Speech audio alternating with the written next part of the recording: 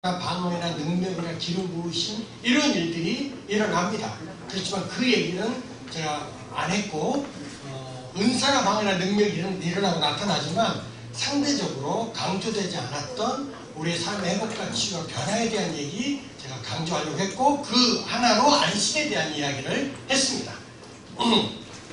제 책을 이제 사신 분들은 그 뒤에 안식 말고 두 번째 성령 충만했을 때 나타나는 현상 자유함에 대한 얘기도 제가 언급했고요. 그리고 정말 중요한 세 번째 이야기가 있어요. 그것은 대천덕 신부님 이야기도 제가 그 책에 언급했습니다. 그래서 제가 좀 보시면 시간이 없어서 제가 다 그걸 못하니까 보시면 좀 읽기 책을 잘 안 읽는 분도 한번 읽어보세요. 읽어보면 제 강의를 듣고 읽어보면 그 다음에 이거구나 이렇게 되는구나 라는 것을 이해합니다.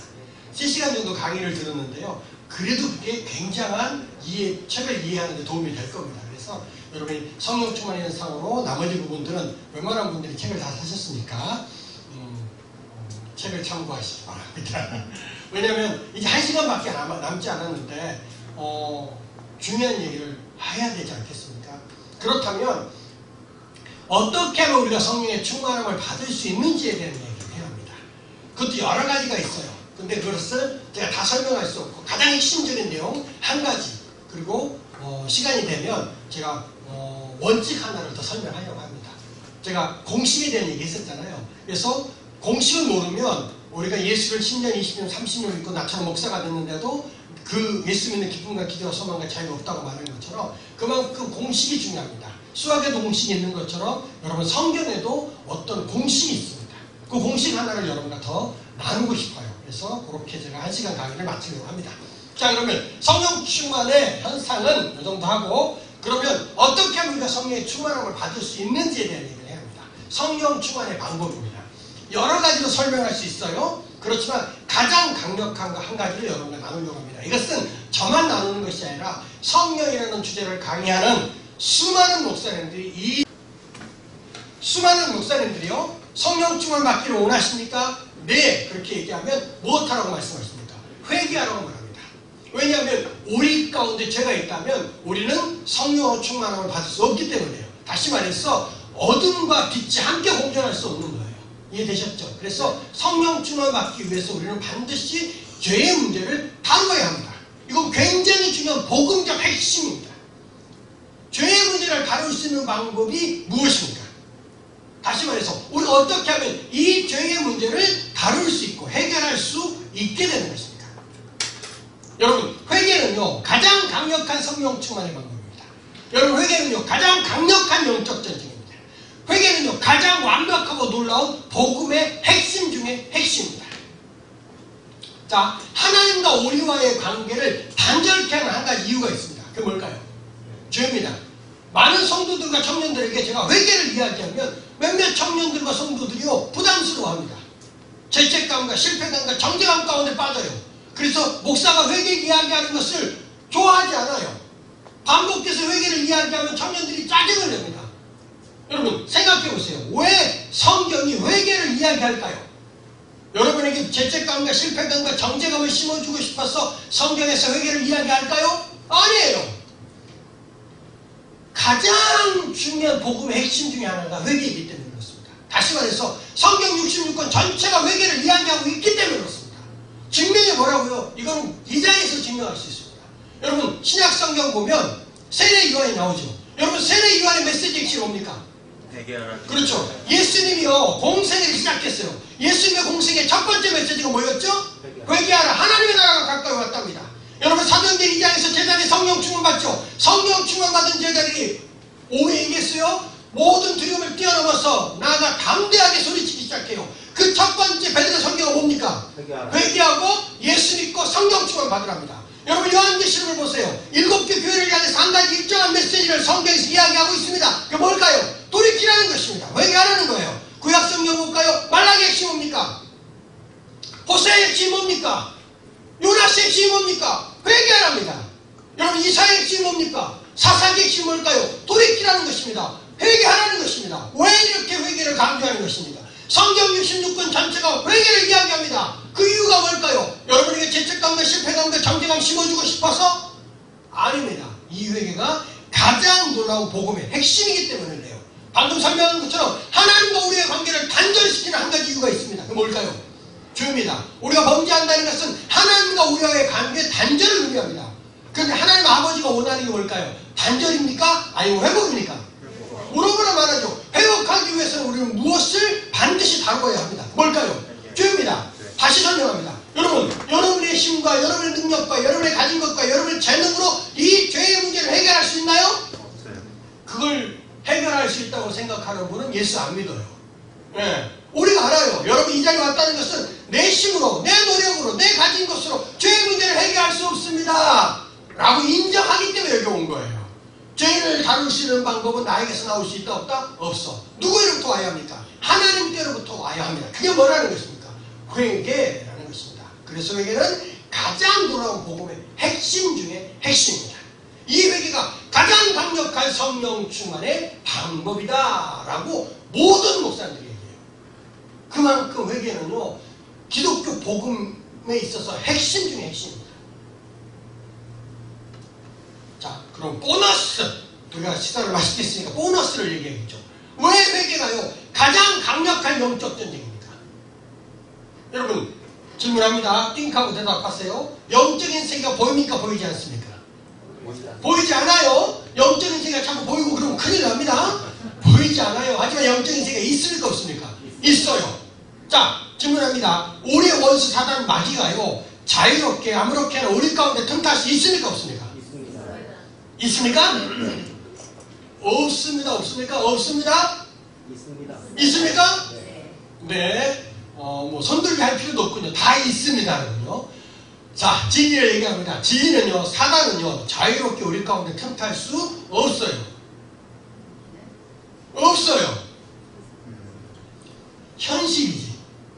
진리는요, 사단은 자유롭게 우리 가운데 틈탈 수 없어요. 근데 현실은 어떻습니까? 자유롭게 우리 가운데 틈타고 있는 것 같아요. 그렇지만 복음적 진리는요 틈탈 수 없어요. 제가 설명할게요. 오해하지 마세요.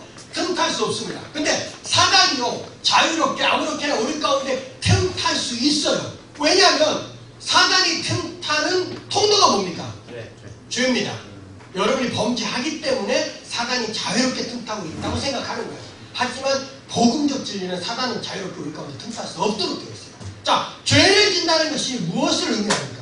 사단으로 하여금 합법적으로 틈을 타도록 큰 길을 열어주는 것과 같은 것입니다. 자, 사단이 어떻게 여러분과 여러분 가정 가운데 틈탑니까? 여러분이 지은 죄라는 이 합법적인 통로를 통해서 여러분과 여러분 가정 가운데 사단이 틈탄단 말입니다. 자, 그러면 여기까지 이해됐죠? 자, 사단이 여러분과 여러분 가정 가운데 틈탔어요. 그러면 그동안 어떻게 우리가 영적 전쟁했습니까? 여러분 이제 앞으로 영적 전쟁 강의를 듣게 될 거예요. 어떻게 영적 전쟁했냐면 그동안 이렇게 했어요. 예수의 이름으로 명하노니 나와 내 가정 가운데 틈탄 어둠은 내게서 떠나갈지어다. 이렇게 선포합니다. 이것을 신앙의 명령 선포라고 말합니다. 누구의 이름입니까? 그렇죠. 예수 이름에 능력 있습니다. 예수 이름에 권세 있습니다. 그래서 예수의 이름으로 대적하는 거예요. 이것을 굉장히 중요한 영적 전쟁이다 이렇게 얘기합니다. 다른 말로 표현하면 신앙의 명령 선포. 그러면서 여러분 지금까지 영적 전쟁하면서 여기까지 왔어요. 아주 중요한 거 잘한 겁니다. 그런데 이것보다 더 뛰어난 영적 전쟁의 방법이 있다는 겁니다. 그 뭘까요? 회개란 말입니다. 언더가 쓰는데 됩니까? 네. 지금 세 분이 못 알아듣고 있어요. 제가 설명해야 합니다. 자, 사단이요 여러분과 여러분 가정 가운데 틈타고 난 다음에 예수 이름으로 대적하는 것도 강력한 영적 전쟁이지만 틈타는 통로가 뭐다? 죄. 그 죄를 무엇을 통해서 다룰 수 있다? 회개를 통해서 다뤄버릴 수 있어요. 그러면 사단이 틈타는 통로인 죄를 회개를 통해서 다뤄버리면 뭐 하지도 못하게 합니다. 틈타지도 못하게 해요. 이해됐어요? 틈타고 난 다음에 예수 이름으로 대적하는 것도 강력한 영적 전쟁이지만 그 틈타는 통로인 죄를 회개를 통해서 다뤄버리면 뭐 하지도 못해? 틈타지도 못해. 이걸 뭐라고 말합니까? 원천봉쇄!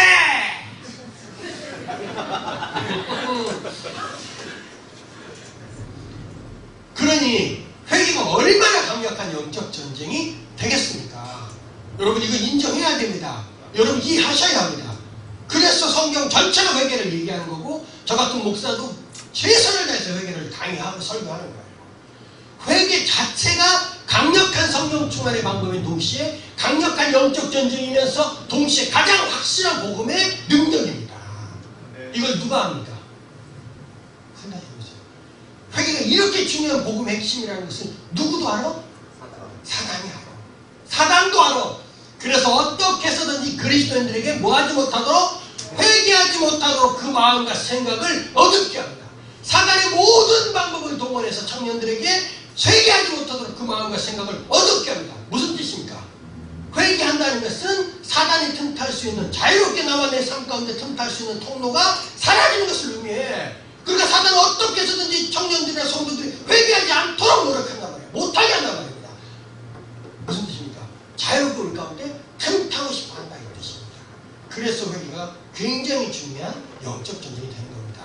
제가 이렇게 물어볼게요. 여러분 영적 전쟁에 능한 자가 되기를 원하십니까? 그렇다면 뭐 하라는 것입니까? 회개하라. 예. 이 회개가요 하나님 음성과도 연결이 됩니다. 이 회개가요 외대하고도 연결이 됩니다. 이 회개가요 영적 전쟁하고도 연결이 돼요. 당연히 성령하고는 회개가 밀접하게 연결이 됩니다. 그만큼 기독교 복음에 있어서 회개는 핵심적 가치고 진리다라는 걸 꼭 기억해야 합니다. 자, 그렇다면 회개가 무엇입니까? 가장 강력한 성령 충만의 방법의 회개가 뭡니까? 완벽하게 예수께서 가르치세요. 그 예수님의 가르침을 통해서 가장 강력한 성령 충만의 방법의 회개를 여러분과 나눌 겁니다. 다 같이 누가복음 15장으로 갑니다. 누가복음 15장입니다. 17절서부터 20절 전반절까지만 읽으려고 합니다.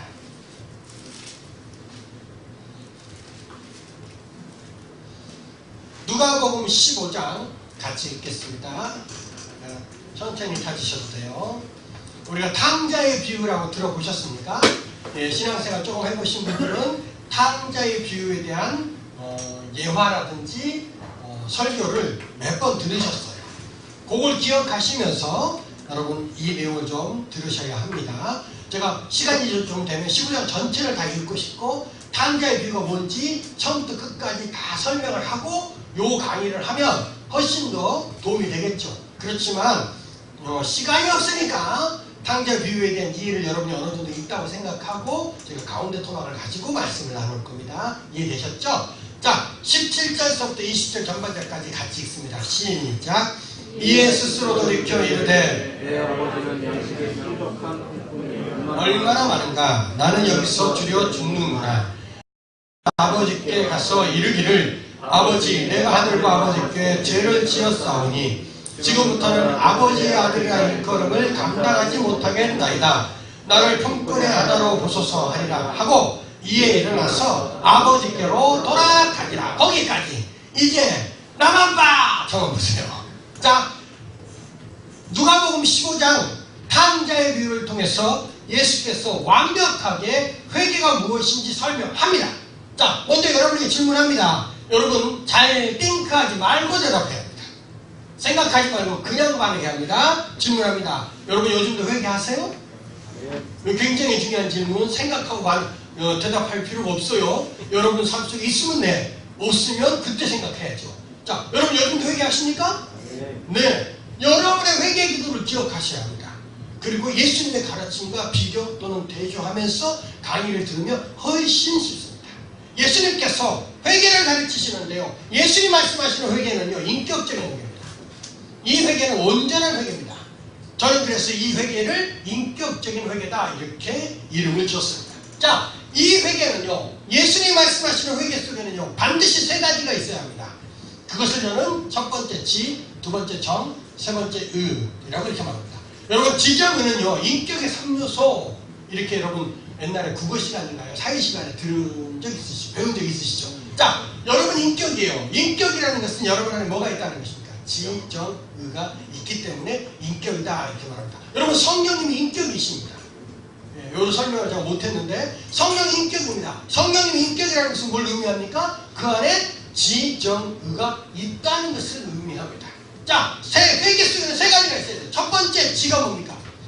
이거 지는요, 한자로 쓰면 알지자를 썼겠죠. 이걸 한국말로 말하면 뭐라고 말할 수 있어요? 죄를 깨닫는다 라는 것입니다. 여러분 어렵지 않아요. 지금 어려운 얘기 하는 거 아니에요.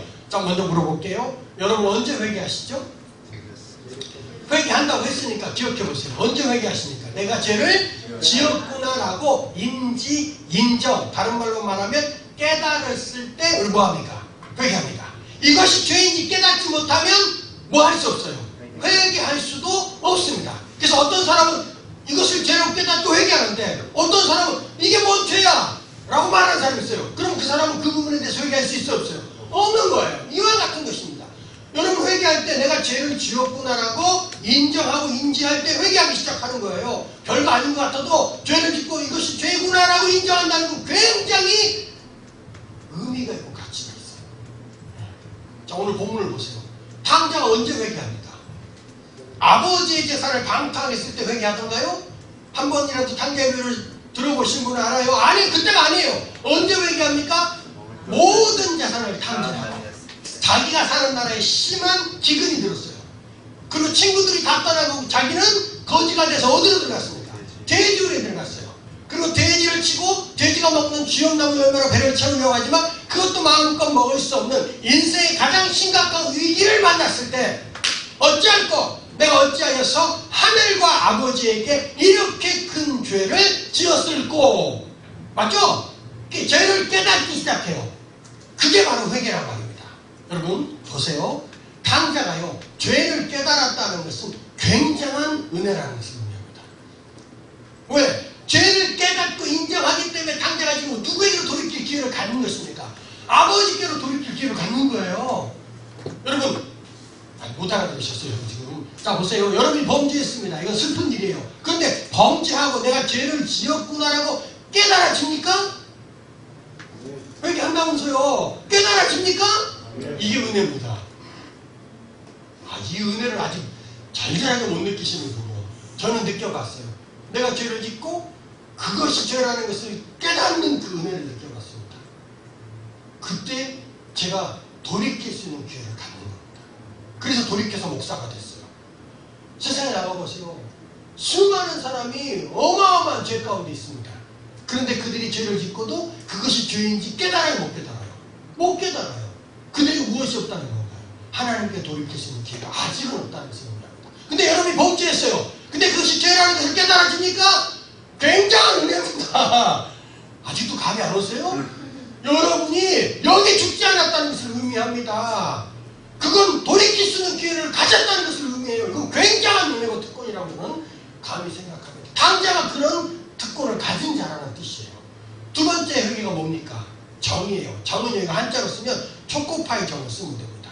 여러분 초코파이 정이라고 들어봤습니까? 네. 할렐루야. 한국 사람이 이걸 모르면 큰일 나죠. 제가요 오랫동안 중국에 가서 중국 현지 청년들에게 수어서 중국은 신학교가 있고 그리고 신학교가 아닌 이런 성경학교들이 많습니다. 거기에 특별히 오랜 시간 10년에서 15년 정도 한국에 있는 목회자들이 중국에 가서 그 신학교에서 그러니까 그 성경학교 가서 정말 많은 대가를 지불하면서 그들을 가르쳤어요. 여러분 모르시지만 제가 다녔기 때문에 알아요. 그래서 그 복음이 중국에 얼마나 놀랍게 지금 확장되고 있는지 여러분 아십니까? 중국이 그렇게 철저하게 종교를 탄압해요. 그렇지만 기독교 복음이 중국 그 밑바닥 정선에 어마어마하게 지금 흘러가고 있습니다.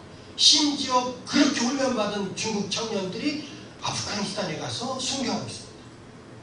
이거 그냥 뉴스로만 보지 않고 영적인 것을 저는 보거든요. 그리고 그런 내용들을 보면 저는 다 알아요. 그 순교한 두 명의 형제와 자매가 어떤 친구들인지 저는 이미 다 알아요. 왜냐하면 거기서 그 밑바닥을 제가 섬겼기 때문에.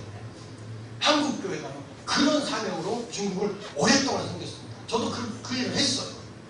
그러니까 거기 가잖아요. 정말 20살, 21살, 25살짜리 젊은 청년들이요 복음을 듣기 위해서 그 많은 대가를 지불하며 철저하게 그 안에 훈련받습니다.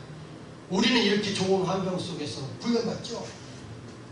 이거 4분의 1도 안 되는 전공 공간에서 50명이 넘는 학생들이요 다닥다닥 붙어가지고요 온 벽에다가 스티로폴과 방음장치를 해놓고 창문을 다 닫았어요. 강사가 마이크가 어디 있습니까? 저는 일주일 내내 생목소리를 합니다. 2층에서는 라디오를 크게 틀어놔요. 왜? 십자수 공장이니까. 위장돼 있어요. 거기서 막 미팅에서 막 중국말로 라디오를 하고 중국 사람이 얼마나 시끄럽습니까? 중국 라디오 엄청 시끄러워요. 그 안에 막 아나운서가 뭐라고 말하는데 시끄러운데 거기 시끄러운 소리와 함께 내가 강의를 해야 돼요. 물론 저는 3층에서 하고 학생이 3층에 있죠. 공안들이 올 때마다 비디오 카메라를 보고 간사들이 밖에서 비디오 카메라를 보고 앉아있어요. 1층에서. 베일이 있습니다. 그래서 누가 오면 베일을 누르면 모두 다 십자수 오는 것처럼 십자수가 돼요. 강사인 저는 도망을 가고 2층에서 뛰어내리고 그냥 얘기하면 진짜 대단합니다. 오랫동안 제가 거기 강의했었어요. 뭘 포기하는 줄 아십니까? 그 친구들이? 최근 얘기예요. 10년 전, 20년 전 얘기 아닙니다. 그 친구들이 뭘 포기하는 줄 아세요? 그 젊은이들이 3개월 동안 내내 일조권을 포기합니다.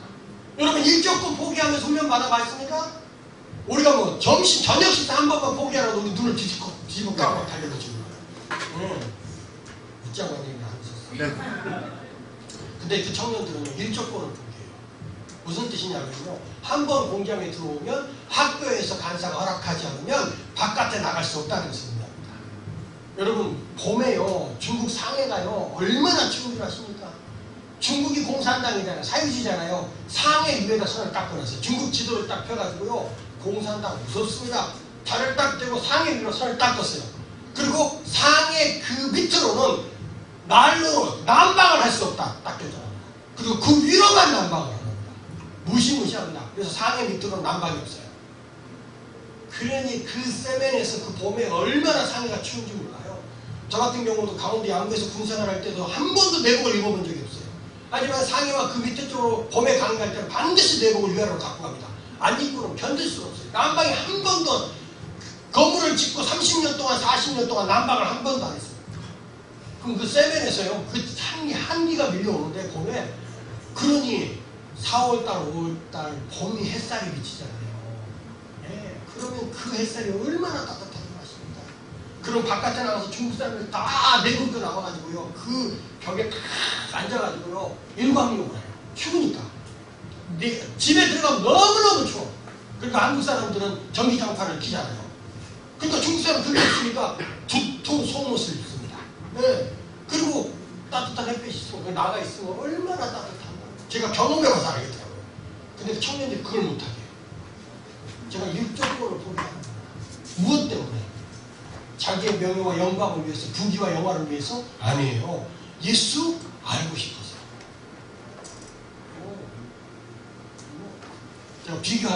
비교하면 안 되겠죠? 한국 교회와 한국 청년들과 그 친구들하고는 정말 비교하면 안 되니까 안 할게요. 네. 그런 데 가서 강의합니다. 이 회계 강의는 반드시 제가 해줘요. 왜? 가장 중요한 복음의 핵심이니까. 중국 청년들이 이 회계 강의를 들어야지. 그런데요, 제가 그냥 중국말을 유창하게 해가지고 회계 강의를 하면 좋은데, 제가 이게 안 되잖아요. 그래서 옆에 통역학원을 세웠습니다. 조선족 형제님이 통역을 해요. 그러면 제가 아무리 열정 있게 강의해도 이분이 이렇게 강의해요. 그러니까 이분 통역을 이렇게 합니다. 그러면 이게 이렇게 돼요. 그러니까 통역가기가 굉장히 힘듭니다. 이 스피릿이 같지 않으면 저는 얘기를 해도 이쪽이 그걸 받아주질 않으면 이게 전달이 안 돼요. 뭐가 안 되냐면 공감이 안 됩니다.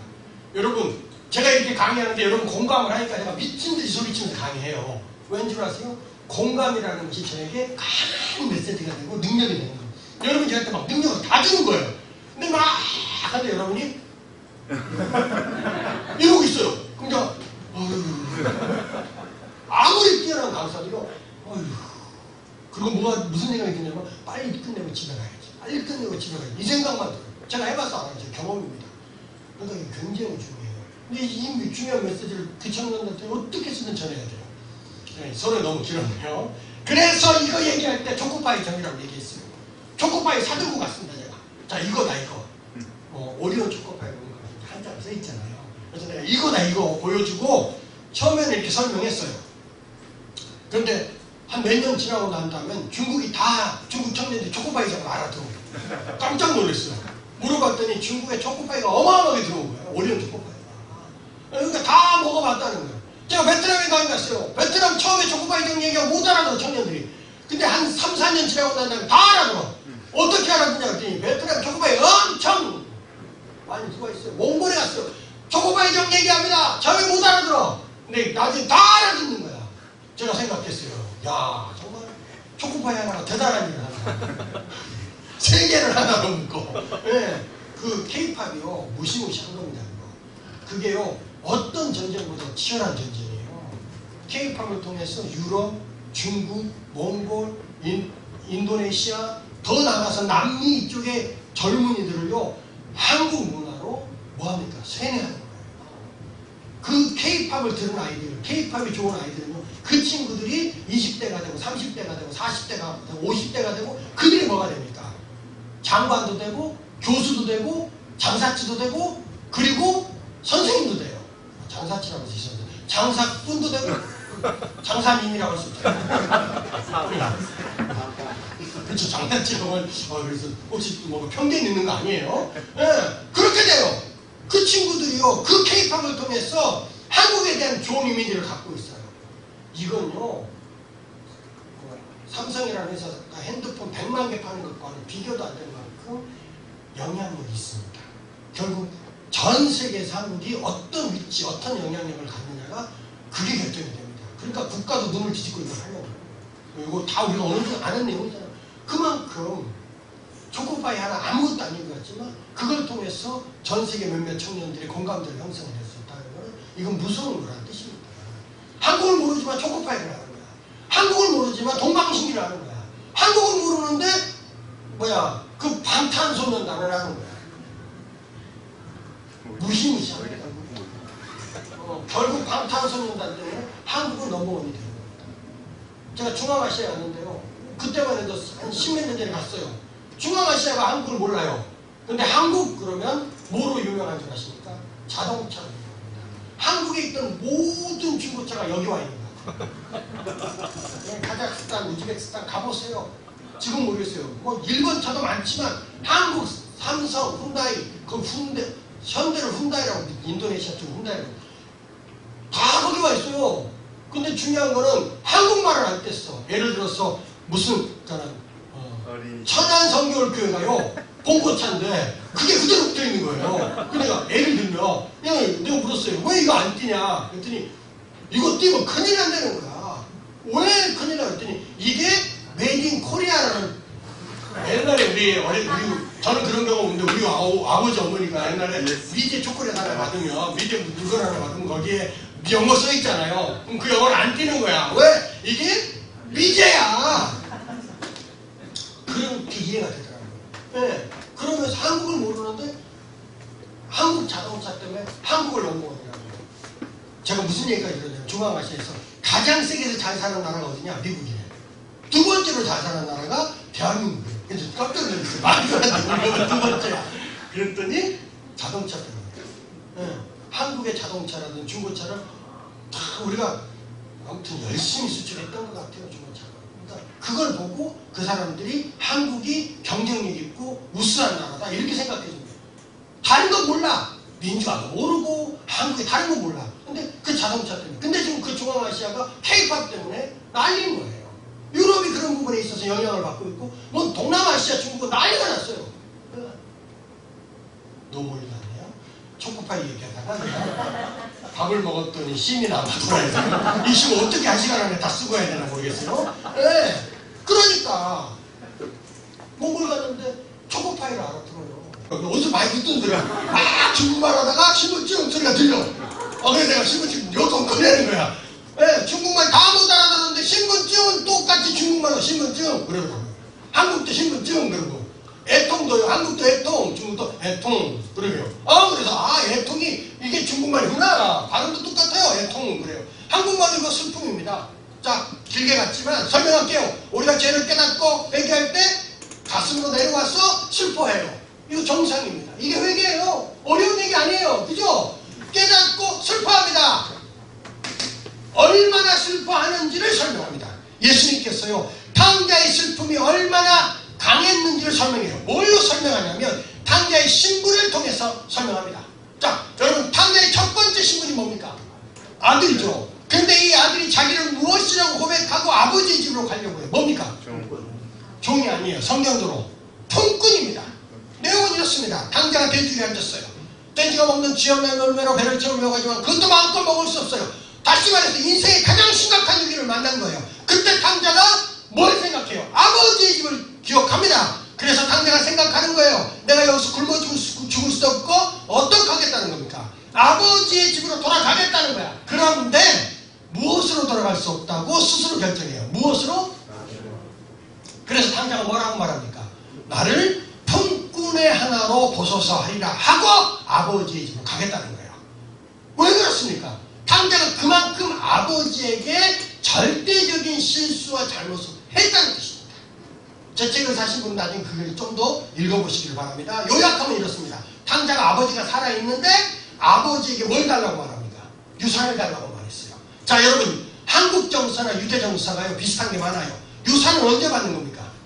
유대인들도 그렇고 한국인들도 그렇고 아버지가 죽으면 유산을 받는 거예요. 근데 지금 아버지가 살아있어. 뭘 달라고?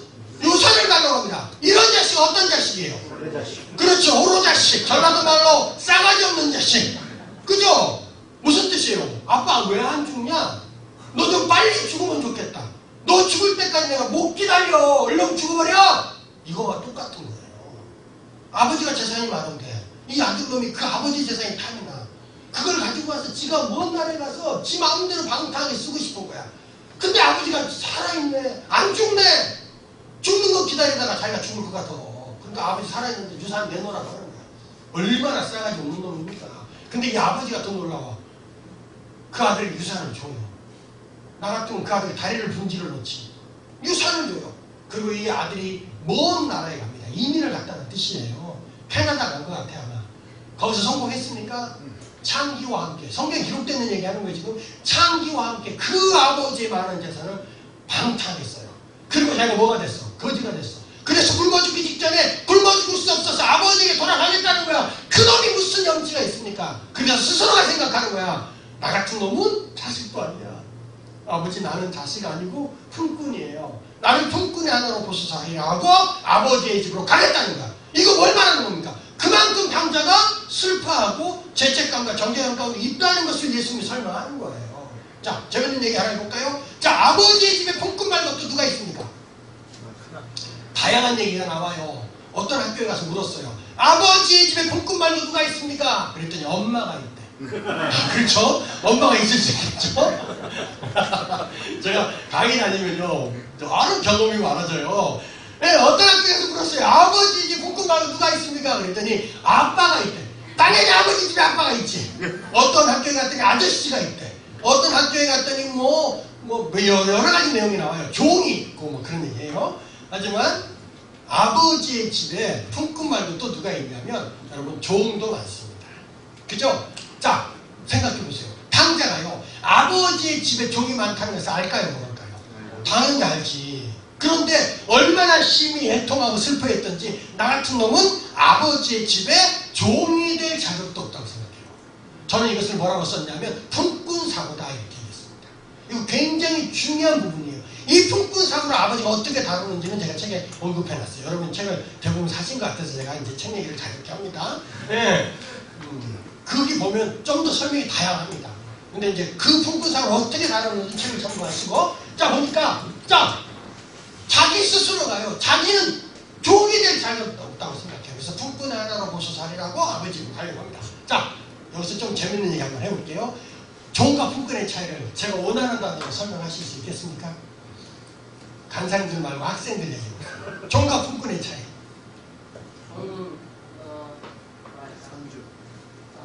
계속 일하시는 그 직원이랄까? 그렇죠. 그걸 뭐라고 말해요? 한국말로.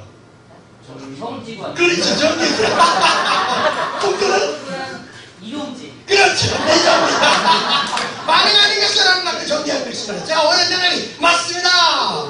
네, 맞아요. 종은요 정규직이에요. 품꾼은요 비정규직이에요. 그러니까 설명이 확 되잖아요. 종은 무슨 뜻입니까? 방금 말씀하신 것처럼 일이 있든지 없든지 그 집에 있어요. 정규직이니까. 품꾼은 어떻습니까? 일이 있을 때는 집에서 일을 해요. 일이 없으면 나와야 돼. 자 보세요. 아버지의 집에 종이 많다는 것을 아들이 알까 모를까? 알아. 근데 얼마나 심히 애통했으면 슬퍼했으면 나 같은 놈은 종이 될 자격도 없다고 생각해요. 여러분 제가 지금 재밌게 하는 게 아니라 예수님께서 그 모든 것을 다 아시고 지금 탕자의 비유를 통해서 설명하고 있다는 것을 얘기하는 거예요. 그래서 제가 조금 더 구체적인 설명을 하는 거예요. 자, 보십시오. 이제부터 중요한 얘기를 해야 합니다. 우리는요, 회개할 때 뭘 회개라고 말하냐면 죄를 깨닫고 애통하고 슬퍼함으로 눈물을 흘리고 죄를 고백하고 회개했다고 말합니다.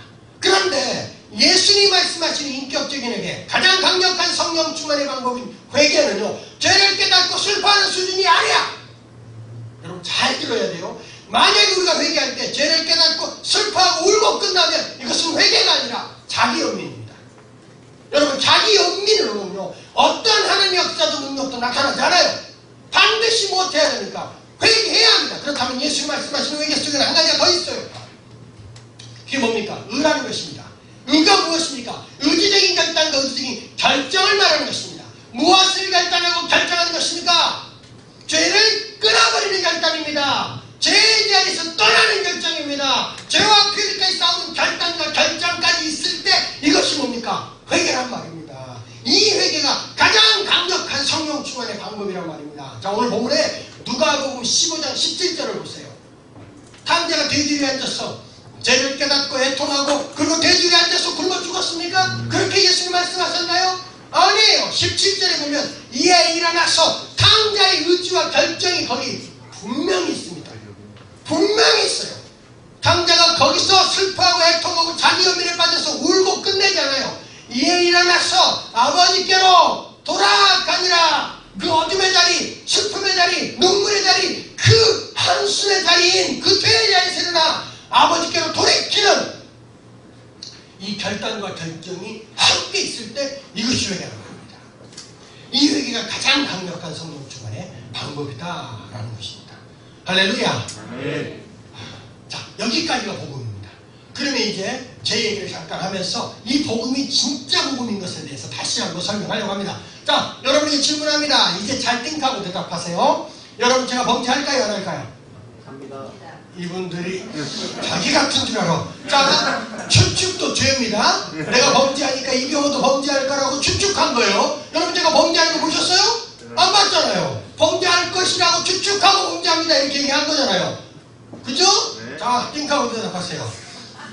제가 범죄할까요? 안 할까요? 합니다. 봤나? 여러분만큼 범죄합니다. 맞아요. 그러면 여러분 제가 회개할까요? 안 할까요? 합니다. 어떻게 회개할 것 같습니까? 죽을 저는 어떻게 회개할 것 같아요?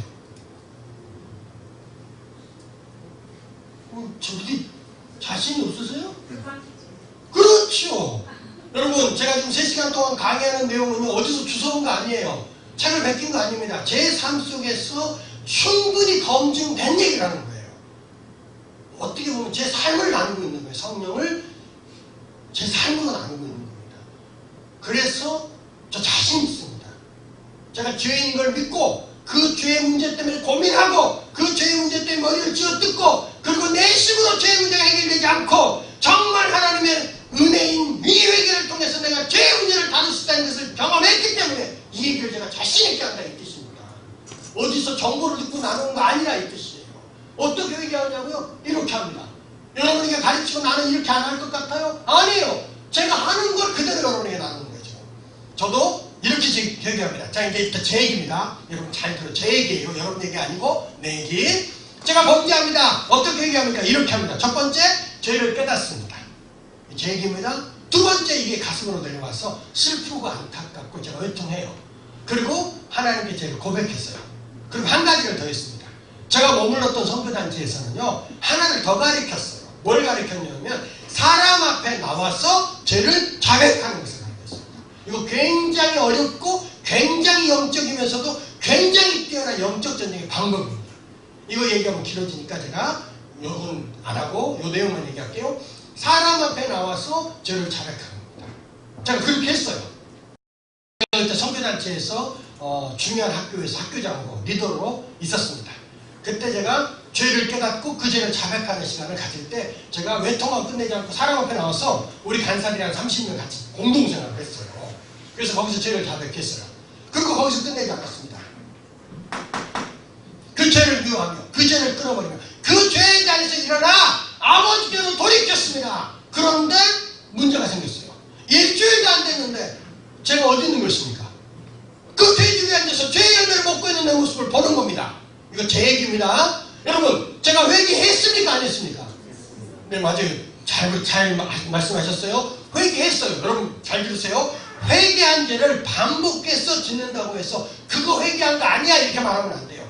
회개한 거지, 맞아요. 회개했지만 내가 연약함으로 그 죄를 반복해서 짓는 것이죠. 그죠? 자, 제가 그 돼지에 앉아서 죄를 짓는 것입니다. 여러분, 제가 어떻게 했을까요? 뭘 어떻게? 다시 회개합니다. 다시 죄를 깨닫고 애통합니다. 이때 애통하면 어떻습니까? 저와 같은 경험 있는 분, 제가 지금 무슨 얘기하는지 알죠? 이때 애통하면 가슴을 칩니다. 왜? 내가 미워하는 그 죄, 내가 싫어하는 그 죄, 내가 미워하는 그 죄를 반복해서 짓는 내가 가증스럽잖아. 그래서 심히 애통하고, 그리고 하나님께 나와서 울며 죄를 자백했어요. 그리고 한 가지를 더 했습니다. 사람 앞에 나와서, 다시 나와 함께 동역하는 간사님들 앞에 나와서 내가 이런 죄를 지었다고 고백했습니다. 그리고 거기서 끝내지 않았어요. 그 죄를 미워하며 그 죄를 끌어버리며 그 죄의 자리에서 일어나 아버지께로 돌이켰습니다. 놀라운 일이 났어요. 일주일도 안 된 사람. 제가 어디 있는 것입니까? 그 돼지에 앉아서 죄의 열매를 먹고 있는 내 모습을 보는 것입니다. 무슨 얘기하는 것입니까?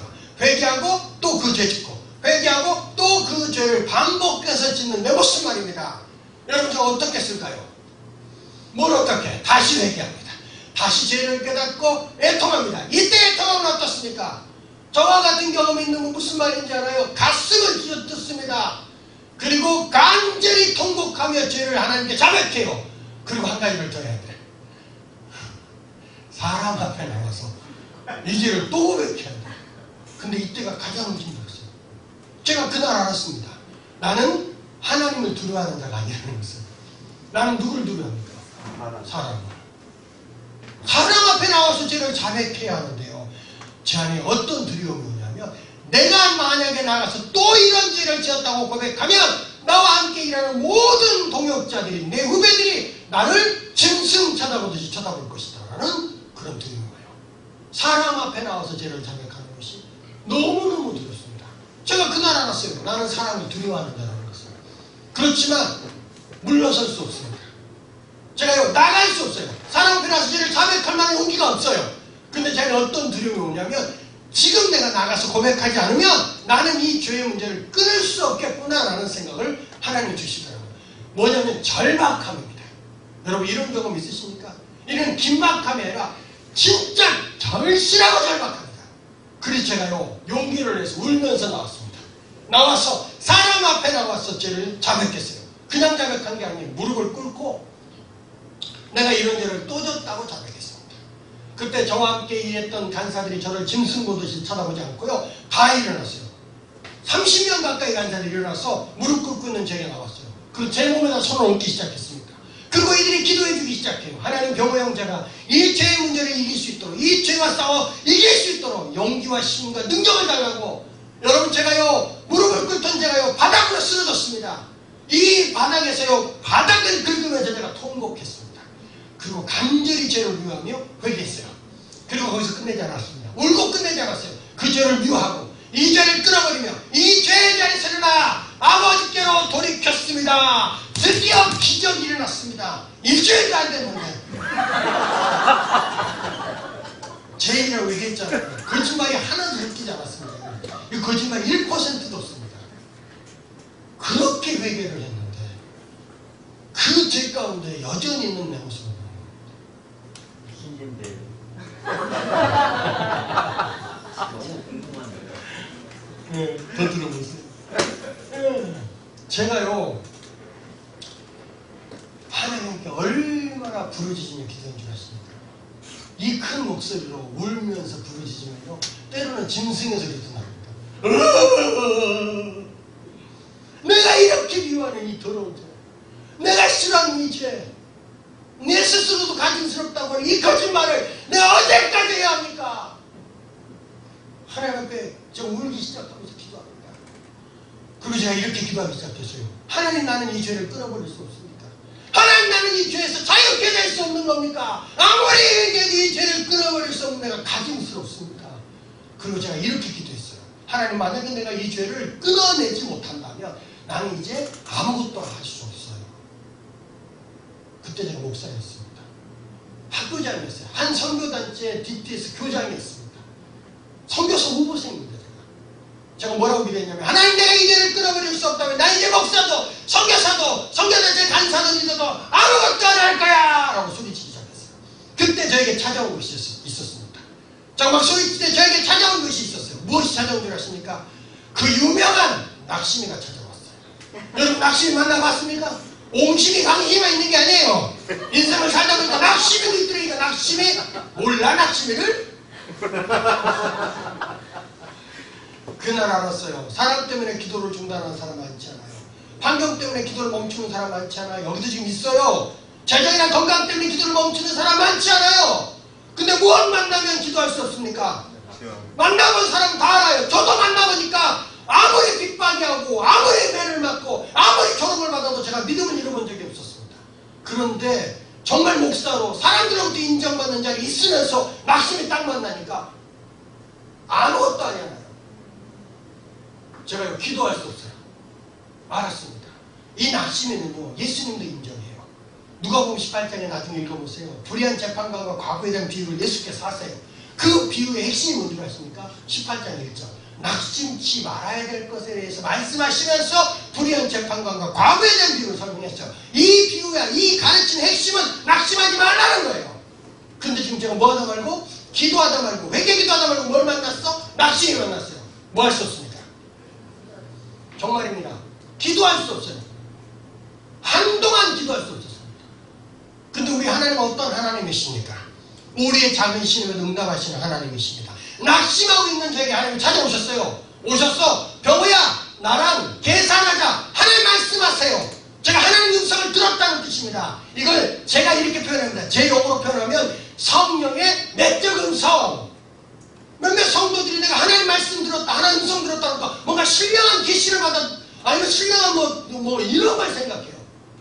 여러분, 음성 듣는 강의를 통해서 여러분 이미 들었겠지만, 여러분, 음성 듣는다는 것은요, 하나님과의 교제를 말하는 것이지 보이스 이걸 말하는 것만은 아니에요. 물론 우리가 소리로도 들을 수 있어요. 왜냐하면 성경이 있으니까 부정할 수 없어요. 하지만 저 같은 경우는 성령의 내적 음성으로 하나님의 음성들을 종종 들어요.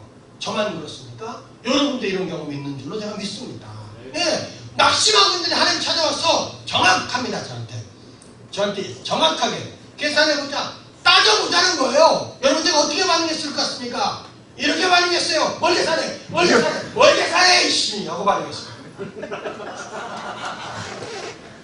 진짜입니다. 진짜예요. 뭘 계산해? 하고 하나님께 되들었습니다. 물어볼게요. 여러분, 하나님께 되들어본 경험 있습니까? 없습니까? 할렐루야! 되들어 봤습니까? 안 되들어 봤습니까? 되들어 보세요. 아니, 되들으세요! 반응하란 말이야. 여러분, 오해하지 마세요. 거역해라, 반역해라, 이게 아닙니다. 하나님께 여러분의 감정을 표현하란 말이야. 슬프면 슬프다고 하세요. 두려우면 두렵다고 하세요. 외로우면 외롭다고 하세요. 힘들면 힘들다고 하세요. 지쳤거든, 제발 좀 지쳤다고 해. 수많은 그리스도인들이요, 외로운데도 외롭지 않아요. 두려운데도 두렵지 않아요. 아픈데 안 아파요. 힘들 때 힘들지 않아요. 지쳤는데 지치지 않았어요. 울고 싶은데 울지 않아요. 우리가 무슨 캔디입니까? 울지 않지는. 왜 하나님 앞에서 여러분의 감정을 표현하지 않는 겁니까? 여기도 지금 세 분 계세요. 왠 줄 아세요? 외롭다고 하면 그건 믿음이 아닌 것 같으니까. 두렵다고 하면 그건 믿음이 아닌 것 같으니까. 지쳤다고 하면 그건 믿음이 아닌 것 같으니까. 언제부턴가 우리가 하나님 앞에서 우리의 슬픔도 외로움도 두려움도 상처도 아픔도 지친 것도 표현하지 않아. 여러분, 하나님 모르세요? 하나님 모르실 것 같아요? 여러분, 착각하지 마세요. 여러분이 표현하지 않는다고 하나님 몰라? 아니에요. 하나님 다 알아요. 하나님 아버지가 원하는 것이 뭘까요? 여러분 모습 그대로입니다. 제발 좀 슬픈 모습 그대로. 하나님 앞에서 슬픈 모습을 보이는 것이 그렇게 불신앙입니까? 외로운 모습 그대로, 제발 두려운 모습 그대로, 상처난 모습 그대로, 아픈 모습 그대로, 지친 모습 그대로 하나님께 나가란 말입니다. 있는 모습 그대로 말입니다. 하나님 아버지가 원하시는 것은 그거예요. 언제부턴가 우리가요 하나님 앞에서 어린아이가 돼가지고 우리의 아픔도 슬픔도 두려움도 상처도 눈물도 표현하려고 하잖아요. 여러분 이게 건강한 것입니까? 이게 건강한 건가요? 목사 양심을 걸고 이거 건강하지 않다라고 말하고 싶습니다. 건강한 게 뭘까요? 여러분 모습 그대로 하나님께 나가는 거예요. 그때 하나님의 회복과 치유가 있는 것입니다. 근데요 저처럼 하나님에 대한 오해나 선입견이나 또는 하나님에 대한 잘못된 경험을 가진 저는요 그렇게 뜨겁게 하나님 만났지만 그 하나님 앞에 내 마음을 있는 모습 그대로 가지고 나갈 수가 없어요. 왜냐하면 저는 이런 두려움이 있었습니다. 하나님은 우리 육신의 아버지 같은 분이라고 생각했어요. 제 육신의 아버지가 저를 때렸거든요. 저는 오랫동안 권위자들한테 매를 맞았습니다. 제가 84학번이거든요. 제가 만났던 모든 권위자들은 저를 때렸습니다.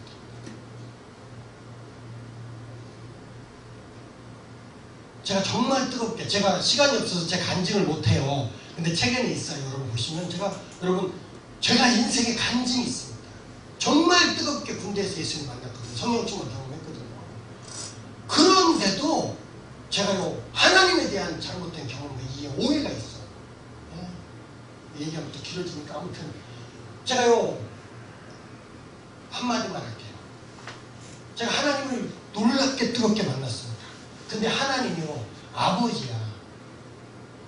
이걸 여러분 이해하시겠습니까? 저는 이렇게 표현합니다. 하나님의 아버지네 시작 이렇게 표현합니다. 왜? 저는 권위자로부터 상처를 받은 자고 육신의 아버지로부터의 상처가 있어요. 저희 아버지랑 제가 지금 굉장히 가기가 좋아요.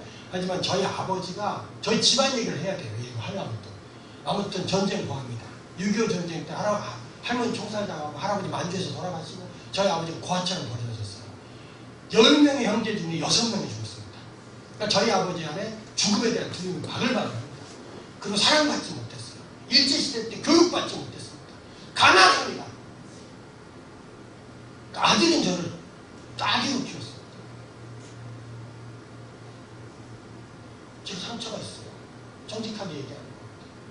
근데 하나님을 만났는데 하나님의 아버지는 이게 이해가 됩니다. 하나님의 아버지가 아니었으면 좋겠다. 하나님 이렇게 끝났으면 좋겠는데 모든 목사님들이 하나님 아버지 이러는 거예요. 아버지는 아닌데 내 인생의 아버지는 나를 때리고 거절하고 그런 분이었는데 어떻게 아버지가 이게 해결이 안 돼요. 그러니까 그 하나님 아버지 앞에서 제가 감정을 표현하지 못해요. 표현하면 무조건 맞는 줄 알아요. 그러니까 내적 치유 쪽에서 다뤄야 될 부분이라 이 정도 할게요. 그래서 제가 되지 못했었는데 반응하지 못했었는데 이게 회복이 되고 치유가 되는 거예요. 됩니다. 돼요. 회복이 그 어려운 상처도 회복이 됩니다. 그래서 회복이 되고 치유가 된 다음에 제가 반응하는 거예요. 멀게 사네. 멀게 사네. 만약에 회복이 안 됐으면 이때 이렇게 반응 못했을 거예요. 회복이 되니까 하나님께 제가 멀게 사네. 멀게 사네. 시작하고 대들었어요. 그때 하나님 어떻게 반응했을 것 같습니까? 이런 싸가지 없는 놈이 어디서 대들어? 저를 치셨을까요? 아니에요. 마치 제가 저의 막내 아들을 다루듯이 하나님이 너무 따뜻하게 계산해보자. 그러면서 하나님 내 안에서 이렇게 말씀하세요. 성령의 내적 음성. 하나님 내 안에서 병호야 네가 이런 인격적인 에게 온전하게 일주일에 몇 번이야? 일주일에 제 안에서 50이라는 숫자가 생각나요. 제가 솔직히 대답 안 했습니다. 그냥 하나님 말씀하시고 숫자도 생각나게 하시고 혼자서 붙이고 장구치고 다 하세요. 하나님 내 안에서 말씀하세요. 병호야 네가 이런 인격적인 에게 온전한 에게 50번 중단하지 않고 포기하지 않으면 그 다음 주에 몇 번 하니? 제가 대답 안 해요. 내 안에서 49라는 숫자가 생각났습니다. 하나님 내 안에서 말씀하세요. 병호야 네가 이런 인격적인 에게 온전한 에게 49번 중단하지 않고 포기하지 않으면 그 다음 주에 몇 번 하니? 제가 대답 안 해요. 내 안에서 48, 그 다음 주에 47, 그 다음 주에 46, 그 다음 주에 45. 하나님 내 안에서 말씀하세요. 병호야 회개가 무엇인 줄 아니? 회개는 완성이 아니고 회개는 과정이다 라고 말씀하셨어요. 저는 깜짝 놀랐어요. 왜? 그때까지만 해도 저는요 A라는 죄를 회개하면 다시는 그 죄를 짓지 않는 것이 회개인 줄 알았습니다. 여러분도 그렇게 생각하시죠? 근데 하나님 뭐라고 말씀하시냐면 성경 어디에도 회개를 완성으로 말씀하기 하신 적이 없다는 거야. 회개는 과정이라는 것입니다. 무엇을 가져? 성화의 과정. 무엇을 가져? 성결의 과정. 무엇을 가져? 예수 그리스도의 장성한 믿음을 위하여 성숙하는 과정. 과정이 회개라는 겁니다. 저는요, 이게 얼마나 놀라운 복음으로 들리는지. 하나님, 이건 저의 발언입니다. 하나님, 회개가 과정입니까? 제가 이렇게 소리쳤어요. 하나님, 그렇다면 제가 이 회개 중단하지 않겠습니다. 일주일에 50번이 아니라 하루에 50번이라도 제가 회개하겠습니다. 왜? 저의 평생의 소망이 뭔 줄 아십니까? 예수 그리스도 그분을 닮는 거야. 그 과정이 회개라면 하나님, 제가 그 과정을 중단하지 않겠습니다 하고 소리치기 시작했어요. 울면서 통곡하면서 하나님, 내가 날마다 50번씩 회개하겠습니다. 이상도 하겠습니다 라고 막 소리치기 시작했어요. 이 과정을 중단하지 않겠다고. 그때 저를 누르고 있었던 그 죄책감과 실패감 같이 정죄감, 여러분 그런 정죄감 경험해 보셨습니까? 그 실패감에게서 떠나가는 거예요. 그 내 안에 자유함이 오기 시작해요. 그리고 그날부터 오늘까지 제 인생에 한 가지 기적이 계속되고 있습니다. 제 인생에 한 가지 기적. 그 뭔 줄 아십니까? 어떠한 경우에도 내 스스로가 나를 돌아봤을 때 혐오스럽고 가증스러운 죄를 지었다 할지라도 제가 무엇만큼은, 회개만큼은 결단코 중단하지 않고 포기하지 않고 있습니다. 이게 제 인생의 기준입니다. 여러분, 오늘도 제가 3시간 이상 이 자리에 서서 소리치며 교만 떨었어요. 강의했습니다. 왠 줄 아십니까? 제가 여러분보다 우월하고 여러분보다 뛰어나고 신학교 졸업한 목사였기 때문에 그래서 여기서 자신있게 복음을 전한 것 같습니까? 아니에요. 정말 아니에요. 제가 이 자리에 쓸 수 있는 유일한 이유, 이건 진짜입니다. 유일한 이유는요, 제가 어떠한 경우에도 회개를 중단하지 않고 포기하지 않고 있다는 이 한 가지 때문에 제가 지금도 오늘도 이 자리에 있어서 복음을 전할 수 있다, 자신있게 복음을 전할 수 있다라고 여러분에게 말씀드리고 싶습니다. 이 회개가 가장 강력한 성령 충만을 받는 이 정도. 끝나고 박수 치시네요. 그만하자는 거죠? 네. 어떠한 경우에도 여러분 회개를 멈추지 마시고 중단하지 마십시오. 이 회개가 가장 강력한 복음의 핵심이고 성령 충만의 방법입니다. 제가 약속했으니까 공식 하나를 얘기하고 제가 마치려고 합니다. 괜찮겠죠, 목사님? 네. 자, 여러 가지 공식이 있어요. 그 중에 첫 번째 공식, 저녁 먹기 전에 한 가지 얘기했죠. 뭐였어요? 영적인 것은 영적인 것으로, 육적인 것은 육적인 것으로. 아무것도 아닌 것 같아도 이것이 정리가 안 되면 예수 10년, 20년, 30년 믿어도 절대 제가 확신합니다. 나 같은 목사가 됐는데도 불구하고 예수 믿는 기쁨과 기대와 소망이 없고 자꾸 섭섭해. 어떤 목사님은요, 신앙생활하면서 가장 무서운 원수가 섭섭이라고 말합니다. 낙심이가 아니라 섭섭이가 가장 무서운 원수입니다. 섭섭이 한번 들어오면 성령도 감당이 안 돼요. 성령께서 감당 못하는 게 우스갯소리입니다. 웃어주셔야 합니다. 성령께서 감당 못하는 게 두 가지 있어요. 첫 번째 뭔 줄 아세요? 아니에요. 시험입니다. 수능 같은 중간고사 같은 시험이에요. 네, 무슨 뜻이냐고요? 시험 공부 안 해놓고 성령님 100점 맞게 해주세요. 이거 안 된다 이 뜻입니다. 시험 성령께서 감당 못하세요. 두 번째, 섭섭이 감당하기가 참 어려우시다고 말씀하십니다. 그래서 섭섭이는 대적해야 합니다. 받아들이면 안 됩니다. 근데 이게 헷갈리면 섭섭이가 계속 들어와요. 예수 믿으면서 목사님께 섭섭하고 장로님께 섭섭하고 누구에게 섭섭하고 이 상황에 섭섭하고 저 환경에 섭섭하고 그러면요, 여러분 잘 자기를 돌아봐야 합니다. 환경이 문제가 아니에요. 결국 본인에게 문제가 있어요. 왜 이 섭섭이가 들어오는지, 왜 내가 인정받지 못한다는 섭섭이가 들어왔는지, 왜 내가 다른 사람들부터 존중받지 못한다는 섭섭이가 들어왔는지 잘 돌아봐야 합니다. 목사들 중에 섭섭이 많아요. 섭섭이 들어온 목사들 많아요. 그래서 여러분에게만 말하고 하는 거 아닙니다. 우리 목사님들도 잘 돌아봐야 합니다. 네. 여러분 섭섭이 대적해야 합니다. 이게 흔들리니까 자꾸 섭섭한 거예요. 자, 하나만 더 얘기합니다. 그러면 공식 하나만 얘기할게요. 그것은 믿음의 공식입니다. 자, 여러분 질문합니다. 여러분, 우리의 기도는, 자, 마태복음 21장 22장, 아무리 시간이 없으니까 찾고 갑시다. 요한일서 5장 14절 15절도 있는데 마태복음 21장 22절을 찾을게요. 자, 이제 끝낼게요. 공식 하나 이거 한 5분 안에 제가 나누고 끝낼 겁니다. 마태복음 21장 22절입니다.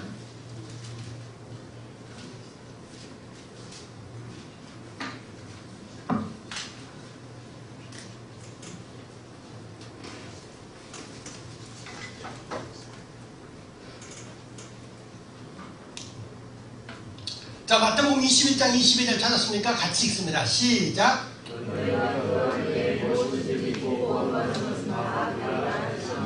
할렐루야. 이제 나만 봐. 나만 보세요. 자, 지금 예수님께서요, 성경 여러 개 더 있는데 제가 시간 없어서 안 찾는 거예요. 21장 22절 너희가 무엇이든지 믿고 기도한 것은 어떻게? 받은 줄로 믿으랍니다. 믿음의 공식이에요. 그래서 제가 꼭 이 얘기를 하고 하는 겁니다. 자, 믿음의 공식을 얘기할 겁니다. 자, 우리의 기도가 응답됩니까? 안 됩니까? 여러분 경험으로 얘기하면 안 돼요. 진리를 얘기하면, 경험으로 얘기하면 다들 안 된다고 얘기하겠죠? 그렇지만 진리를 얘기하십시다. 여러분 우리 기도 응답됩니까? 안 됩니까? 여러분 됩니다. 하나님의 때에 반드시 응답됩니다. 자, 그런데 야고보서 4장을 보면 응답받지 못하는 기도가 있다고 정확하게 성경이 말합니다. 뭘까요? 정욕을 위한 그렇죠. 정욕으로 잘못 구한 기도입니다. 그래서 우리 정욕적인 기도는 응답이 된다 안 된다? 안 된다는 뜻이에요. 그렇다면 여러분이 응답받기를 원한다면 무엇을 피해야 합니까?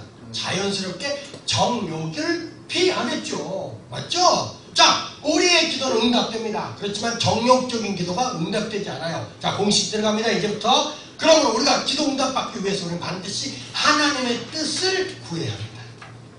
자, 알아들었죠? 하나님의 뜻. 그럼 벌써 몇 사람들 머릿속에 딱딱딱 떠오르는 단어가 있어요? 좋습니다. 그건 맞습니다. 자, 하나님의 뜻이 무엇입니까? 이렇게 얘기하면 이제 대부분 말을 못했어요. 그러면 하나님의 뜻이 어디에 기록되어 있습니까? 이런 거 다 얘기해. 자, 어디입니까? 성경입니다. 자, 보세요. 하나님의 뜻이 무엇인지 궁금하신 분들은 성경을 읽어야 한다는 뜻입니다. 이렇게 훈련받고 배우셔야 해요. 그래야 여러분이 하나님의 뜻을 분별할 수 있고 하나님의 뜻을 알 수 있어요. 이해됐죠? 자, 엑서사이즈, 연습 문제 하나 해볼까요? 여러분, 우리가 성령 충만 받는 게 이거 하나님의 뜻입니까? 아닙니까? 뜻일 뿐만 아니라 제가 뭐라고 말했어요? 명령이다. 이렇게 얘기했죠? 자, 보세요. 이제 이게 공식이에요. 옆으로 갑니다. 하나님의 뜻을, 두 번째 단계가 뭘까요? 당연히 기도하는 겁니다. 여러분, 기도하지 않으면 아무런 일도 일어나지 않아요. 여러분, 오늘 저한테 성령에 대한 강의를 3시간 들었습니다. 삶의 회복과 치유와 변화라는 방향성의 강의를 3시간 들었어요. 그러면 여러분, 이제 나 성령 충만 받았어. 이렇게 말할 수 있습니까? 없습니까? 없어요. 어떻게 해야 됩니까? 이 말씀을 붙들고 여러분 기도하고 삶에서 적용해야 합니다. 그럴 때 성령의 충만을 받는 거예요. 강의 들었다고 해서 여러분 성령 충만 받습니까? 물론 말씀 듣는 중에 성령 충만 받을 수도 있어요. 그렇지만 중요한 것은 여기서 끝내지 말고 이 말씀을 가지고 삶에 적용하고 경건하게 사는 거예요. 그리고 성령 충만을 위해서 반복해서 지속적으로 계속적으로 기도하는 겁니다. 맞죠? 자, 기도해야 합니다. 그러면 세 번째 단계가 뭡니까? 이거 공식이에요. 이게 흔들리면 안 돼요. 바뀌면 안 돼요. 세 번째 단계가 뭡니까? 오늘 마태복음 21장 22절에서 읽은 것처럼 믿음의 단계입니다. 믿으세요. 맞죠? 그러면 마지막 네 번째가 뭡니까? 믿으면 응답과 현상과 변화와 역사와 감동과 기적과 눈물과 느낌이 일어납니다. 이게 공식입니다. 별거 아닌 것 같죠? 이 공식 흔들리는 그리스도인들이 아주 많아요. 여기서 지금 세 분 계세요. 무슨 뜻이냐고요? 이렇게 설명합니다. 하나님의 뜻이 무엇인지 성경을 통해서 우리가 배웠다면 그 뜻을 기도해야 돼요. 그리고 기도하였거든 성경대로 받은 줄로 제발 믿으세요. 억지 부리는 거 아니에요. 여러분에게 지금 믿음을 얘기하는 거예요. 믿으세요. 믿음의 응답도 현상도 변화도 역사도 감동도 기적도 느낌도 있단 말입니다. 그런데 사단이요 얼마나 교묘한지 3번과 4번을 바꿔놨어. 그래서 여기서 3명이 있다 이런 얘기를 하는 거예요. 무슨 뜻이냐고요? 수많은 사람들이요 하나님의 뜻을 기도해. 기도하고 난 다음에 뭐합니까? 응답과 현상과 변화와 역사와 감동과 기적과 느낌을 기다려. 그리고 이러한 일이 일어나면 뭐하잖아? 믿지 않고 낙심하고 좌절하고 절망하고 오망하고 불평하며 하나님을 떠나버려. 여러분 뭐가 잘못됐어요? 진리는 뭡니까? 하나님의 뜻을 기도하라는 거야. 기도하였거든 응답도 현상도 변화도 역사도 감동도 기적도 일어나지 않아도 먼저 뭐하라고요? 믿으세요. 믿으면 응답도 현상도 역사도 감동도 기적도 일어난다는 겁니다. 여러분 오해하지 마세요. 기도해봐야 응답 없다 이 얘기하는 겁니까? 아니에요.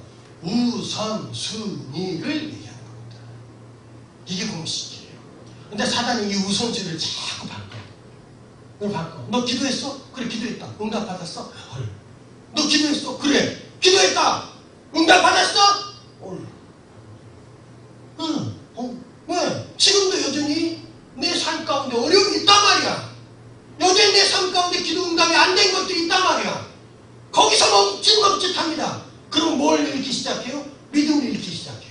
사단은 그렇게 우리의 믿음을 살살 빼갑니다.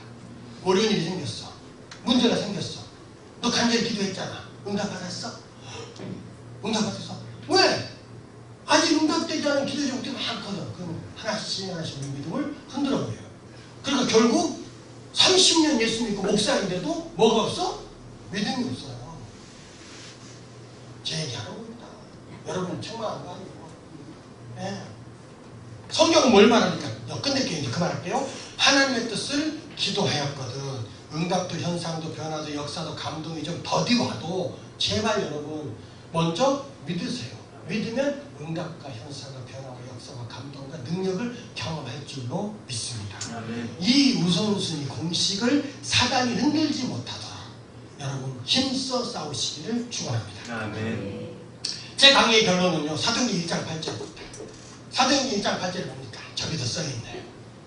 콩으로 세계지도를 만들어 놓고 커피콩입니다. 그죠? 저기도 써놨어요. 사도행전 1장 8절 우리 같이 한번 외워볼까요? 시작! 오직 성령이 너희에게 임하시면 너희가 권능을 받고 예루살렘과 온 유대와 사마리아와 땅끝까지 이르러 내 증인이 되리라 하시니라. 할렐루야. 왜 우리가 성령 충만을 위해서 반복해서 기도해야 합니까? 잘 먹고 잘 살고 드러내고 나타내고 가시하고 자랑하고 싶어서? 아니죠. 예수 그리스도의 증인 되기 위해서. 이 목적과 이 목표가 흔들리면 안 돼요. 그러면 정욕이 됩니다. 성령 충만을 구하는데 정욕이 돼요. 왜? 목표가 목적이 흔들리니까. 이해하시겠습니까? 네. 여러분 왜 성령 충만 받아야 합니까? 왜 여러분 은사를 사모하세요? 은사 한두 개 있어야 그래야 권사되고 그래야 장로 되니까 그래야 좀 뽀대 나니까 그 정욕입니다. 성령 충만을 구하는데도 그건 정욕이 되는 거예요. 왜 성령 충만을 위해서 기도해야 합니까? 예수 그리스도의 증인으로서의 삶을 감당해내기 위해서. 직장생활 할 때 내가 예수의 증인 되고 싶단 말이야. 네. 그때 성령께서 내 삶 가운데 내 인생 가운데 충만하게 임하실 때 직장생활하면서 사업하면서 사업도 잘 되는 뿐만 아니라 내가 예수 그리스도를 전하는 증인의 삶을 살아낸단 말이야. 그 직장이라는 치열한 현장에서. 저는 직장생활을 안 해봐서 모르지만 직장생활하는 성도들과 청년들을 매일같이 만납니다. 그 직장생활이 얼마나 치열한 전쟁터고 살벌한지 제가 들어요. 그 치열한 전쟁터와 살벌한 그 전쟁터 가운데서 직장생활을 하는 거야. 얼마나 힘든 줄 아십니까? 왜 거기서 그걸 살아내야 합니까? 그 치열한 전쟁터에서 예수 그리스도의 증인 되기 위해서. 그래서 내가 성령 충만이 필요합니다라고 하나님 앞에 기도하기 시작해야 한다는 것입니다. 할렐루야. 자, 여러분 성령 충만 받으셨어요? 능력 있는 그리스도의 삶을 살아내십시오. 그것이 우리를 부르신 주님의 뜻인 줄로 믿습니다. 자, 가기 전에 제가 숙제를 내고 갑니다. 그냥 갈 줄 알았죠. 어차피 여러분하고 나하고는 다시는 만날 일이 없어. 어려운 숙제. 이 과제 검사는 누가 하냐고요? 당연히 성령님이 하시지. 자, 숙제는요. 일주일 동안 해야 합니다. 세죠. 일주일 동안. 자, 일주일 동안 매일같이 숙제입니다. 5분 이상 성령 충만을 위해서 기도하십시오. 이게 숙제입니다. 차에서도 좋고 아니면 사무실도 좋고 뭐 화장실도 좋고 어디든지 장소는 상관없습니다. 여러분 있는 초소에서 5분 이상 성령 충만을 위해서 간절히 기도하십시오. 새벽 기도 와서 기도하면 제일 좋겠고 수요 예배나 금요 기도에 와서 계속해서 기도하면 정말 좋겠군요. 그렇지만 그런 시간이 안 되시는 분은 어디든지 그곳에서 5분 이상 성령 충만을 위해서 기도하시기를 꼭 바랍니다. 숙제입니다. 자, 제가 기도하고 마치겠습니다. 살아계신 성령님, 우리에게 무엇보다도 성령의 충만함이 필요합니다. 성령님 겸손하게 기도하오니 가난한 우리 심령 가운데 성령님 오시옵소서. 오셔서 우리의 심령을 만지시고 회복시키시고 다루시고 성령으로 충만케 하여 주옵소서. 그래서 능력 있는 그리스도의 삶을 살아내며 주님이 주시는 그 거룩한 안식 가운데 있게 해 주옵소서. 사랑하는 학교를 축복하고 간사님들과 학생들을 축복합니다. 주의 말씀과 성령으로 날마다 새롭게 하여 주옵소서. 예수님의 이름으로 간절히 축복하며 기도합니다.